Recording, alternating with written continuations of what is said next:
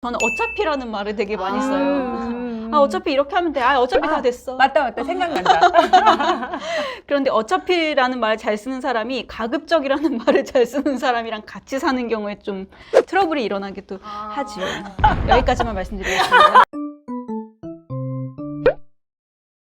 안녕하세요. 즐거운 그라이아이에 놀러 오신 여러분 환영합니다. 오늘은 치료사로서 일하면서 얻게 된 습관에 대해서 이야기해 보려고 하는데요. 직업병이라고도 하잖아요. 내가 연극치료사로서 일하면서 나도 모르게 갖게 된 습관이라고 할까요? 그런 것들이 혹시 있을까요? 다른 사람하고 대화할 때 참여자가 아니어도 상대방의 얘기를 훨씬 더 많이 듣는 것 같아요. 그러고 보니까 제가 처음 연극치료 시작할 때 선생님께 배웠는데 사석에서 선생님이랑 만나서 뭐 얘기하니까 제가 들떠가지고 제 온갖 얘기, 뭐 과거 얘기, 뭐 제가 하고 싶은 얘기 막 이런 것들을 막 주저리 늘어놨었어요. 근데 선생님께서 제 앞에서 하면서 이렇게 이렇게 재수없게?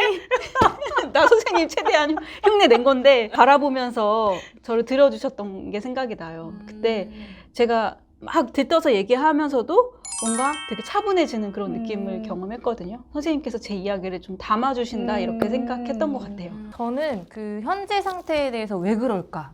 이런 생각을 되게 많이 해요. 그래서 질문도 많이 하고 저는 그게 왜가 그렇게 궁금하더라고요. 실제로 상대방한테 질문도 많이 하는 것 같아요. 상담처럼? 네네네네. 상담과 모든데요. 대화가 상담 장면으로 바로 이어질 것 같아요. 그런 것도 있고 상담으로 막 이어지기도 하고 정확한 감정을 이름을 딱 붙여줘요. 너 그거 섭섭함 아니야? 이렇게 붙여주면 맞을 때가 있고 안 맞을 때가 있는데 안 맞으면 스스로 찾아내더라고요. 딱 찾아내서 나 이거였어 하고 이제 뭔가 그 친구한테 깨달음을 준다. 이러면 나 잘했어. 너무 잘했는데? 막 이러면서 희열감을 느낄 때가 있어요. 저도 비슷한데 저도 이렇게 잘 듣고 관찰하기도 하고 뭐 질문하기도 하고 하는데 그 와중에 그 사람의 말버릇을 좀 찾게 되는 것 같아요.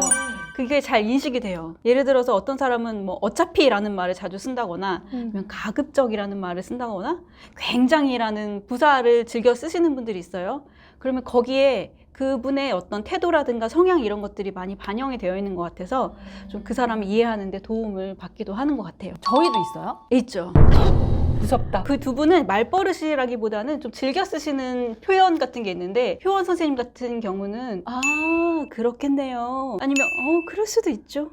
라는 표현을 맞아. 그럴 수도 있겠네요. 그럴 수도 있죠. 라는 게 되게 수용적이면서도 약간은 좀 관망하는 자세라고 할까요? 이렇게 될 수도 있고 저렇게 될 수도 있지만 뭐든 다 괜찮다라는 걸로 좀 저한테는 들리더라고요. 그럴 수도 있죠. 이런 거. 희진 선생님 같은 경우에는 저는 그래요. 저는 그렇거든요. 맞다. 라는 말을 쓰실 때가 있어요. 인정.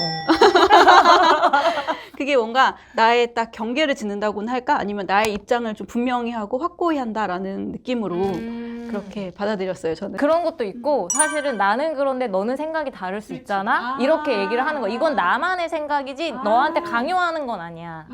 이렇게 좀 그거에 대한 배려 차원에서 얘기하는 경우도 있어요. 선생님 그럼 우리가 찾아줘야 되는데 저는 숙제를 받아가네요. 선생님 근데 의식하시는 게 있어요? 제가 아까 말했던 그 부사어 중에 하나가 제가 잘 쓰는 부사어인데 굉장히 저는 어차피라는 말을 되게 많이 써요. 어차피 이렇게 하면 돼. 어차피 다 됐어. 맞다. 생각난다. 그런데 어차피라는 말을 잘 쓰는 사람이 가급적이라는 말을 잘 쓰는 사람이랑 같이 사는 경우에 좀 트러블이 일어나기도 하죠. 여기까지만 말씀드리겠습니다. 그러면 혹시 여러 사람이 모이는 자리에서 좀 잘 나오는 습관이라는 게 있을까요? 저는 여러 사람이 있는 공간에선 항상 이렇게 원형으로 앉으려는 습관이 저한테 있는 것 같아요. 습관뿐만 아니라 그렇게 자리 배치가 안 돼 있으면 제가 되게 불편해 하더라고요. 그래서 가급적이면 가급적이면 원형으로 이렇게 대형을 만들려고 제가 하는 것 같아요. 저는 소감이나 마무리를 놔두면 굉장히 찝찝하더라고요. 맞아요. 그래서 이제 참여자들 모이고 나서는 소감, 마무리 요거 하고 나야지 좀 하루에 그 활동을 다 한 것 같은 그런 느낌을 받아요. 직업병 맞는 것 같아요. 저도 가족 모임에서 꼭 그럴 때 있거든요. 어땠냐고, 이번에 어땠냐, 모임 어땠냐, 뭐 여행 어땠냐 이런 걸로 좀 마무리를 하려고 하고 그리고 저는 좀 집착하는 게 좋게 마무리 지으려고 하는 예를 들어서 어떤 사람이 나 이렇게 힘들어, 나 그 사람 너무 이해가 안 가 그러면 그래도 그 사람은 이렇게 생각해서 그랬을 것 같아. 아니면 너도 관계를 좀 잘 유지하고 싶어서 많이 노력을 하는구나. 이런 식으로 좋게 좋은 측면을 찾아서 돌려줘야 된다는 어떤 그런 강박 같은 게 있는 것 같아요. 그래서 그 사람 입장에서는 아유, 뭘 그렇게 좋게 덮으려고 해. 그냥, 그냥 걔 이상하다고 그냥 얘기해. 이렇게 좀 화를 내고 받아들이지 않는 경우도 있더라고요. 선생님들은 혹시 그 치료사로서 나는 사람들한테 이런 반응을 되게 자주 접해. 그런 거 있나요? 내가 먼저 하기보다 다른 사람들이 나한테 이렇게 많이 뭘 해와. 저는 제일 먼저 떠오르는 게 저한테 그런 질문을 많이 하죠. 연극 치료하고 사이코 드라마하고 어떻게 달라요? 같은 건가요? 연극 치료가 사이코 드라마인가요? 그래서 그런 질문을 하도 많이 듣다 보니까 거의 이 자동 녹음한 것처럼 대답이 나옵니다. 자, 연극 치료와 사이코 드라마는 같기도 하고 다르기도 합니다. 등등등등등. 단골 질문이죠. 네네. 저희도 한번 다음 영상에서 다뤄봐도 좋을 것 같아요. 그래야 되겠네요. 네. 저 같은 경우에는 어떤 사람들이 우리 애 어떤 것 같아? 이런 행동하는데 아니면 저 사람 어떤 것 같아? 어려움을 겪고 있는 것 같은데? 라고 이제 물어보는 경우가 있잖아요. 그러면 대답을 잘 안 해주죠. 안 해주고 검사 받아봐 아니면 상담 받아봐 이렇게 그 말을 자주 하는 것 같아요. 상담 받으면 돼.